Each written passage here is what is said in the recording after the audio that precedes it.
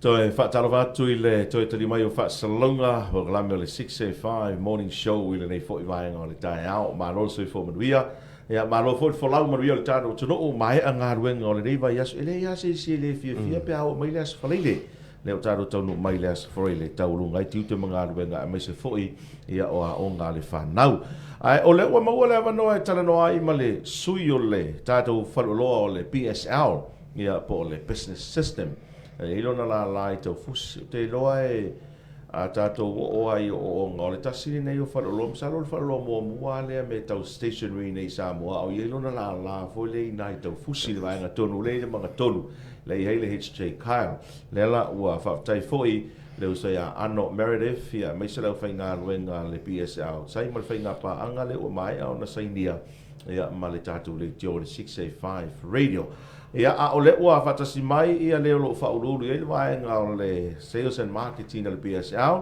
fionga fo ia muriumu la rovi ia o tamaiti o le blackie o I o le white ia mai I mota ia wata to poklame nei tai wata lo watu la rovi fa nga ia lo sofa la rovi pe le tama sania nei tai au ma lo le usuri Alo le ala usui lau sunga ia po lau fionga fo I o lo tu le foi le nei vaenga le tai au lau tu whātol mataua ia whapea fo I o le whaatalo whalau kompani le mali usu tātou tunu mua le ainga salivi nei whawhiangai ngā fo I o nofu tāpua I wau tātou ia o le tāpua inga maua tātou whawhiangai ngā fo ia o le tātou te whapea nei le nei tula le tai au ia a o le lava lo le tātou atunu I paanga māsanya lau kompani wo ma ainga Whatalo whatu I le isi fo ia tātou ala leo phone le nei. Ia, o le ala tātou whaipaanga. Tātou te watu ai lunga tātou whalawilo I vai asu taitasi. Ia,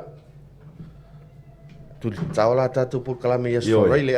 Ia, ai malo le ala usu le maru se tātou atunu. Lo le ala usu la lovil nei tae au. Ia, me se fo le au whainga luenga le PSL. Whatalo watu ai le li pule a Ano Meredith. Ia ma leo whainga ruenga o lo mawhaina maua mai tāro whaasalunga. Ia mo mana tūre nei tae au o whesiri mua o a mai tāro company. O ai pēna o tā ua o company tūlanga fo le kau stationary. Ia nā ngai mua ai. Ia le whautoi mōri mawina. Ia le tūlanga e peona iai lava e peo. Ia focus e le PSL. O a mai tāro company nei tae. Whaftai Toro mtau au tonu o le whisili whani nā lai tu whisili ele malo tātou tunu. Po mai le tātou company. Pe ila ona e pa ia mai le vai le au nanga. Ia. Fase furu fitu tau sanga le matua o le tātou company. O tonu e... Makua la li PSL ia. E matua ho ia au e matua uma le awali. I e whafonga. Awai. O le aso lulu le se vai king wha mga koe lau fasuru. Rongo winga na kasi kau sanga makua le PSL ni au so. Ia, vai. O te tono le si o langa o ngā na tapu I mai mea whai I mea tau mea o ngā whaatau ina tātou whaleoloa. Ele ngalo whaleoloa ngai I kau fusi. Ele mana tolu Io e. Ia o le atala nā o le tātou au nanga le nei vai tau. Whasu fitu tau sanga. Fast food fitu plus le maa losi o le sau o le au nanga lau company le eifon. Ia. O le tūtau stationaries, o lo o mau o mātātou, o le lo lofi atu fo I o pule a onga whanau a onga fo I le whaatau ina o le toi fo I a onga lewa, tolu vai aso talon toi amataina la I a o onga. Mai tau ina le o atu o le whanau a meise mātua I le o loa lea po le stationary fo, po le modern stationary a. Whaataita inga o lunga le tātou media specially. Nawa iai tonu I a... learning and study boxes. Okay. Pe yo whateita inga nao modern study guides po o learning materials o lo mātou whaatauina. Stationaries hoi.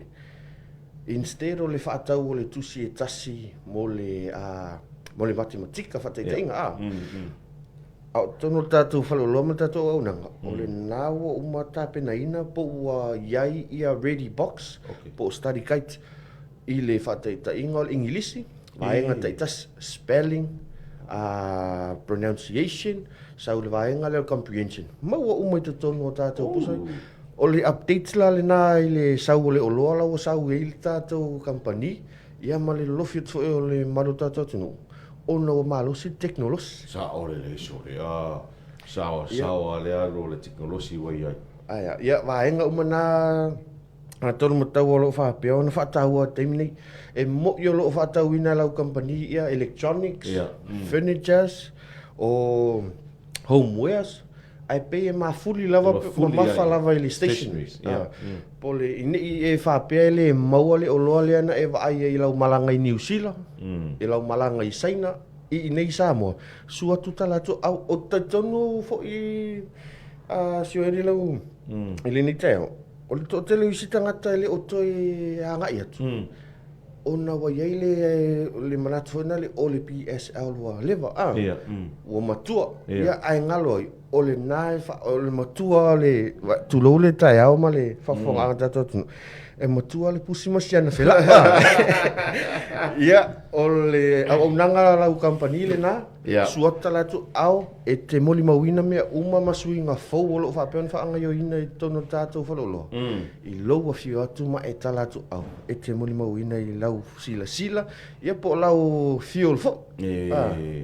Ia wa i suinga wai pe o le tala no i suinga tele o i leva. Wa i suinga o loa vo ia me se tau stationary al whanau. Ia e pe o la asol tu langa e pe o na iai a mauala u api. Ia malau peni e le whaero ngā voi po ai ngoa ko i ngā api. Ia ne vai tau. Ia wa ai ngoa o api kai kasi o le P5 o le P1. O le tu a inga fo. Io e mai tu a inga SS. Ia ai o le voina e tā ua le tūlanga e peona iai tau furnitures. Ia o la tua uia wai pe o le si tūlanga matautia o le kesi le ai e a foi e fai ele tātou porkolame nea litio. E le vai anau sa i li o ko inga kesi le ai special. Ia ai o le ai kia sa mo fai a wai pe o kesi le. E mai partition foi le. Ai fo ngala e officer. Ia alenga o mai. Ko e fai ngā ruenga rau kamu. Ka ia o kingo mai ngā ruenga leko. I o kesi ngā tau mai i vai ngā lea pia se au. Sa o le whaftai e lau tō whā, tōna matau, o tētonu. O loa whapenei, o laile o i loa mamala mai tātou atunu. Ia, lea wa e au mai a whole le tātou workstation ia. Ai tau nuu fo i marise tātou tu ai ngā workstation. Peila lena mai lunga le tātou media special. Instead o le tolu, mo iei le lua two-seater. Ia. E a whiiwa se lau tā la whaaluina le tātou two-seater na. Ia two-seater na partition. Sa o sole. Ai sau ila ma le swinga fo instead o le tama o le tele o le connection mai palaka me whapena. E iai lana power outlet i lunga o le tātou. Lunga o kes. Whawhaingo fie ina o whi ngaio ina i tono ofisa. Whi lava sa ingo waia me whapena. Ia. Nau e le tātou media special workstation lena. Two-seater ma le four-seater. Ma le four-seater. Io e. Tala whiunga lei mo computer labs. Ia, mai sea officer le ministry. Ia, department i tasi a. Peo le HR department. Ia, o le manager i pe fai ese le kesi le manager. Nā whi watau nu tātou media special e nā. Ia tātou manager desk. O manager executive desk. Kesi al pule. Ia, o swinga fauna. Se se vai a tonu fo o le suinga o le kesi si ilunga le level o le kesi ale tai. Ia le improve ai fo ile ia le ngaluenga mal fa ngaluenga ale team. O ese kesi foi lotus. Ma o le kesi foi lotus. A ver kesi el pule, ma ver kesi foi lotus. Ia. Ma na ia so le tau o loa ia fa tonga ia officer. Saloi Sau se taimi o luma i o la e se sina mai mo e lunga o le tātou Facebook o le tātou radio 685 radio. Le ala upload atu ai mwhaalau roa atu ai i a nisi o tātou ads i a po whasalonga wha pisinisi i a mai le vaenga le PSL. A e peo na tā ua e lalovi o le matua matango fi e toi le lei foi le tau mo ofisa mta ngā ruenga foi le malo. Sa o lei tonu mataua. Ia, tonu se tu atu sinata ia tō tātou media. Manu lai, tonu lai te lele au mata Facebook. Ia wa o tātou company e matele lava le litio. Ia ma le Facebook. Ia le lau wa ngale ni tai au ma tātou whainga paanga foi. la maua mai ma le awali ia na o le Facebook. Ia. O isi o loa i o te paita watu i tau whaapitoa lea te ngai mei nei ia o le tūlanga foi leo tātou TV po sao lea? Ia. Smart TV. Smart TV. Pai nei sao noa i lalo viva mo le mole? Alright. Tonu tau o tātou TVs nā tonu lai lau sirfia le tunu. O le itu ainga, tasi le itu ainga o le mātou TV o lo whape, ona whaatau ina. Mafuanga, o no mātou taitonu ina, le leima le anga ngata. Ia o le itu ainga o le tātou TV. O le TCL Smart TV. Ia o advantages o tātou TV lea. E le mana o mia se pusa, te le te mana o mia se pusa. Digital radio tātou TV. A o le mea lofa lau company le whaatau ina o lau TV. A whaatau lau TV. E maua fualau outdoor digital antenna. Wow. So instead of lau tau sa ili o le antenna lea i whafo, ia wae tau sa ili fo le antenna masani. Ia. E tau fisi i tai po fele tūlanga e tū e manino. A le tātou TCL outdoor digital radio antenna fo i lale nei. Ia, e le a maua fua pia i whatau wina i a tātou TV. Ia, ola le Bluetooth. E mawhai ona wifi ai lau telefonia e mawhaonga ina ia le YouTube, Netflix. Wow. Waenga te tasi umana, o lo oito tono o tātou TV sia tono tau. Mana ia sole.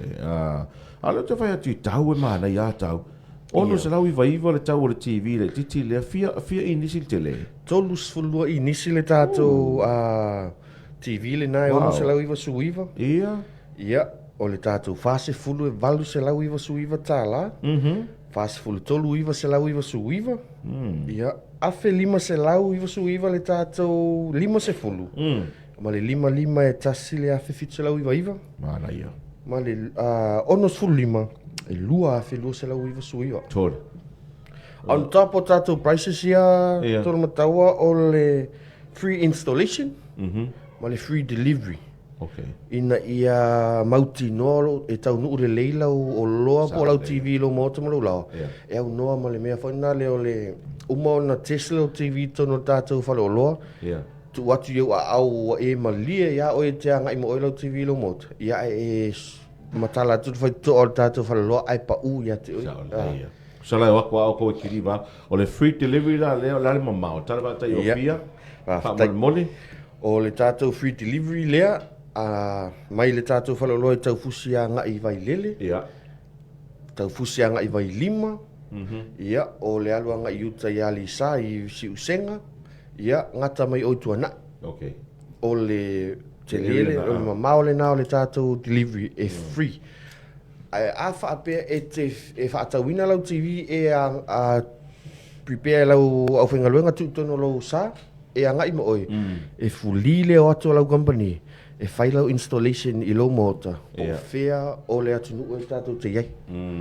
Ok, mana ia tele malo wha manino. O le mata ma, to tele tātou tunu ule mai, mo mata mai whafo. O le ala tūlanga o iele au nanga tātou ni mele o le online shopping wha mole na lovi. E mawhai na mata mai le mata mai i lo keni e Malaysia waenga e mawhai na i fola waenga lea to tongi mai lungo le online ai piki nel TV lo matua matoina fa mole. Ia, tā hua tele le sili lea tonu tau whaftai fo il whamanatu. O ta tonu o le whasu fitou sanga tātou company. Patu a mawhai o na toi wharelia tātou o nangale na i a Februari le tau sana ni. Ok, ia. Mo le nofsi le fiala tātou o le nāu ua te tala le tātou online shopping. Ia. E te anga ila i lunga whaonga le tātou website o le www.bslsamoa.com. Ok. Street whai mo fia lava tātou website. Ia, na e alu atu lava na e open lava tātou website. O le nā, o le whale o loa fo le nā lau company. O le isia tātou la na. Po o whea ma whea te au mau iei mai alala e. Ia. Na open atu lava o le tātou website.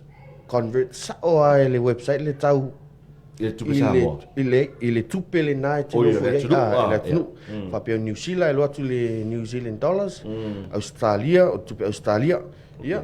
o le tau ngofi fo le na o le vai le malu se tatou tunu wai pe fa fainga ta ona vai le tatou seleni wai alu atu i lunga le ono se lau iwa suiva le a Samoa ia pe na o le lua se lau mantupu Australia fa fainga ngofi ina le fa tau inga ma vai nga pena ia o le tatou website le na e leila va fo i maseisi e te fa fisota ia i lunga e te alua tua i lunga o au fo i lau te whaatali mai e whai lau whaatali e leise middleman leise tātou middleman tolo mataua ma lo whaafitai pe suinga fauna po o mea whaupopole na tātou company i le nei fo i tau faule ai tolo mataua o le fia lau company e so tau au ma fisosoani le maru tātou atunu le si fa la mai ngol tātou media special e pe yon tātou no lau mai tau fo i tātou atunu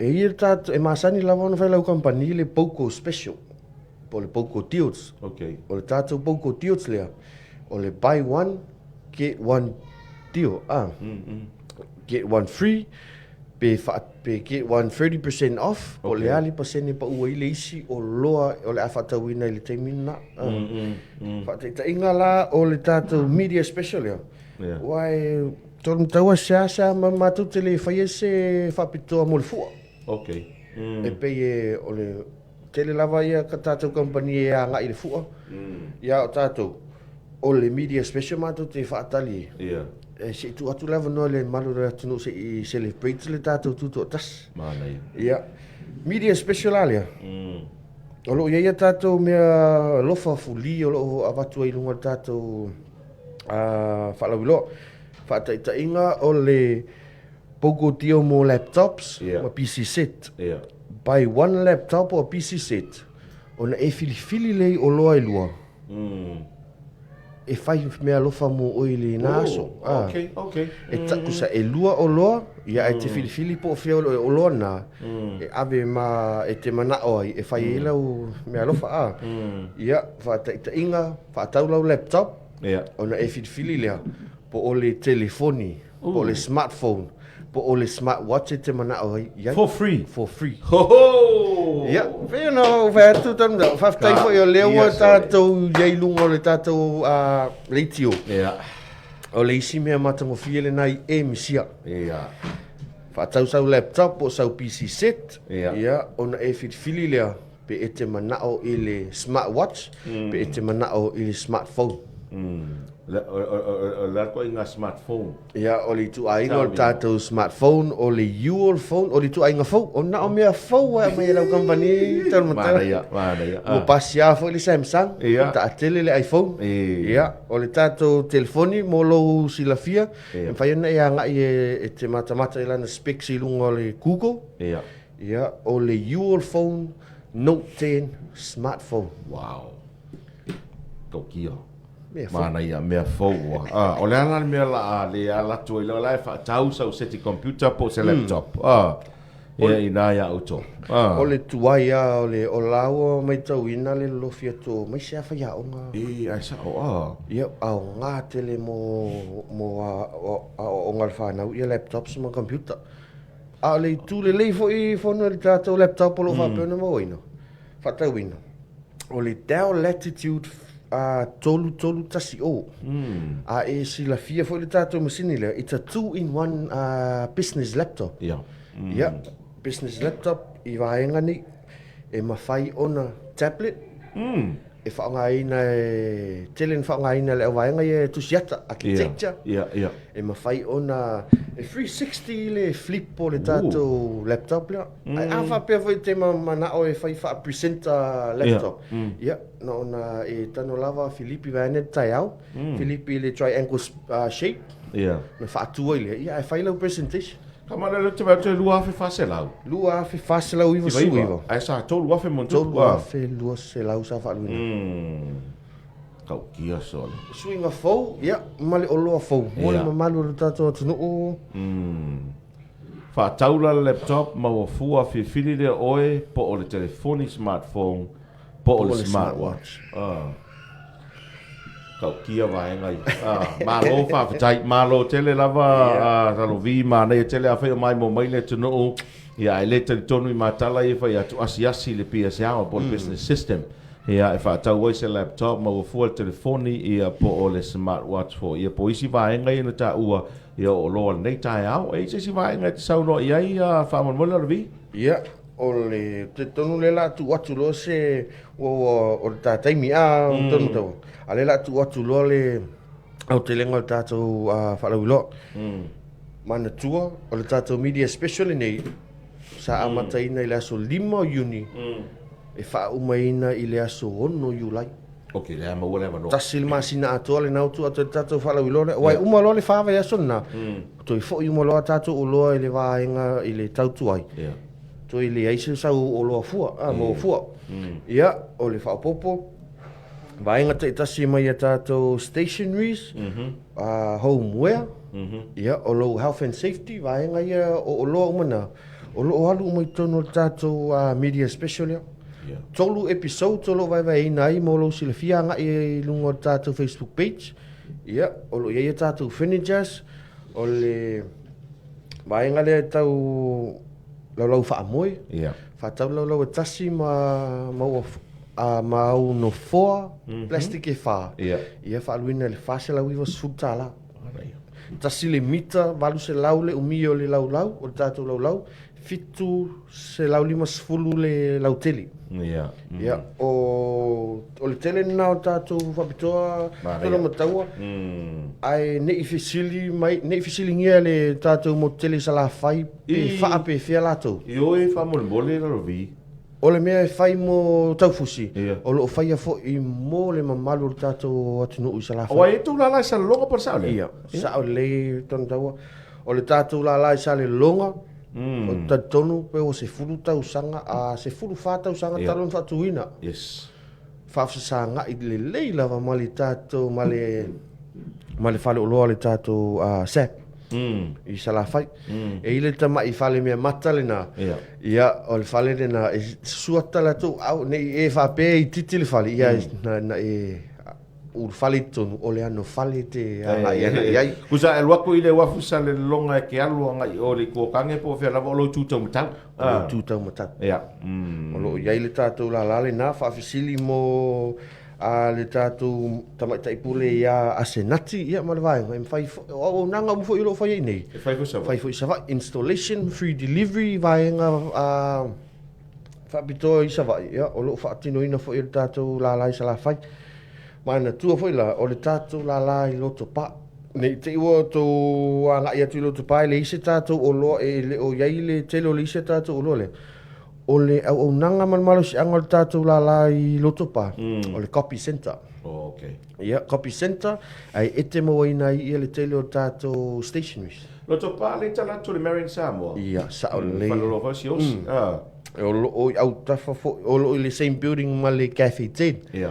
Ia, o le tātou la na i loto pa. O maua mai tele o tātou o loa, ia e whapio le tātou la sa la whai. Ia o nanga masan. Mana ia. Ia, tatonu, talo matau o le tātou por kalamele na. O se isi whapoponga, ia, le tātou Facebook page i le Business Systems Limited, Instagram i le BSL Samoa, o le tātou website i le bslsamoa.com. Ia po tātou numero fo'i, tau fusi lua tolu wha, po le 5 tasi lua fitu walu mo sa la whai, ia maloto pa i le lua tolu wha tas wha. Malo whaftai. Whaftai tele laro vi mo le avanoa, mai se fwil tau tua le PSL, mai se taro whai ngā pa anga ia mo le nei fo'i a la leo whatua tau a mata. Ia, te loa e, o le avanoa fo'i nei o le mai mo mai le tunu o le a tele nanga, ia tu le tunu e mai se ta special le na whalau i loa whatau sau laptop o sau PC set. Ia e maua le a maua fua ia le smartwatch ia po o le telefoni whea. Ia mtau tia ia to inga whalau i loa mai to inga whapitoa ai le leona e asiasi i le PSL po le business system ia mauso vanoa ma le tele o isi o loa e pe ona tau tala atu e lalo vi ia i le nei fo ia so e manui au whaiva nei aso o vai aku po le kau sa aungi le pola avele ngangei ia o o le whaamoe foi le nā le al tamto i au tato no mātou ia o kolisi ia e sapota wa ai te ua mātou angai atu ia talia mātou whaamoe Alo whaawetai.